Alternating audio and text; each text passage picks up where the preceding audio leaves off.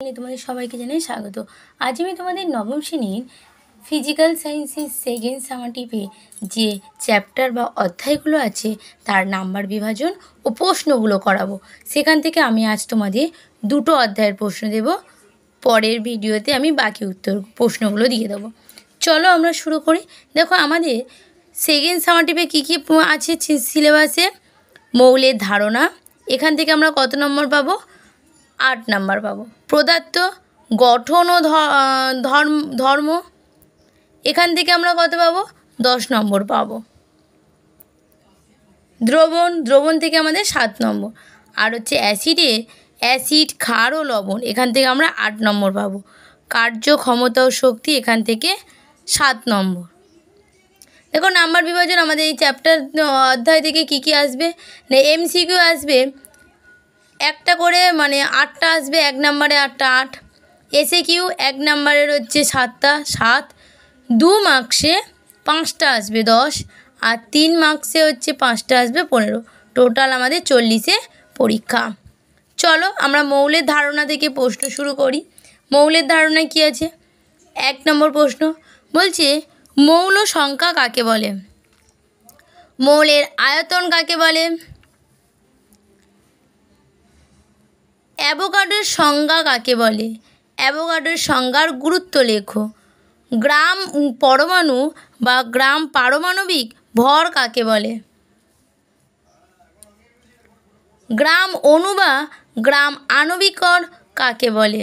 ভর কাকে বলে? অ্যাভোগাড্রোর সংজ্ঞা ও মৌল সংজ্ঞার মধ্যে সম্পর্ক লেখো। তারপরে কি বলেছে দেখো, কয়েকটা সংকেত দিয়েছে, এই সংকেতে গ্রাম সংকেতের ভর গণনা করতে বলেছে। CaSO4 NaNO3, এই গ্রাম সংকেতের ভর গণনা করো। দেখো এখানে দিয়ে দিয়েছে C এর মান কত?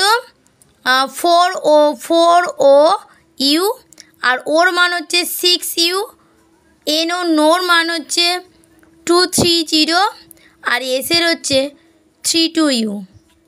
পরেরটা কি বলছে?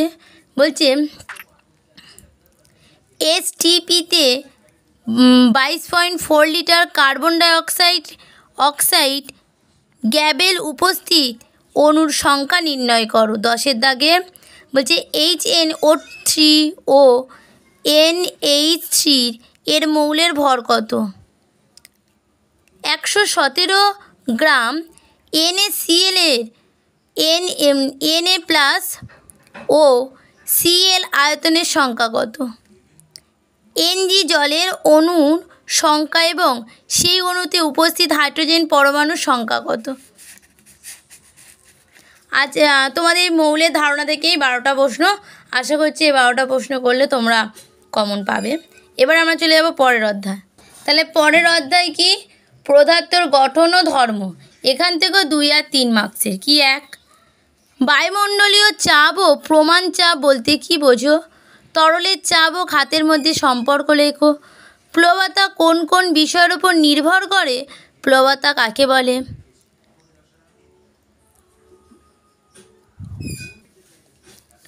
আর্কিমিডিসের নীতিটি লেখো। পরের প্রশ্ন, পৃষ্ঠটান কাকে বলে? এর মাত্রীয় সংকেতটি লেখো। সাইফনের 2টি ব্যবহারের প্রয়োগ উল্লেখ করো। ব্যারোমিটার পারদ ব্যবহারে 2টো সুবিধা লেখো। ব্যারোমিটারের সাহায্যে কীভাবে আবহাওয়ার পূর্বাভাস নির্ণয় করা হয় বা হচ্ছে তার মাপার যন্ত্রের নাম।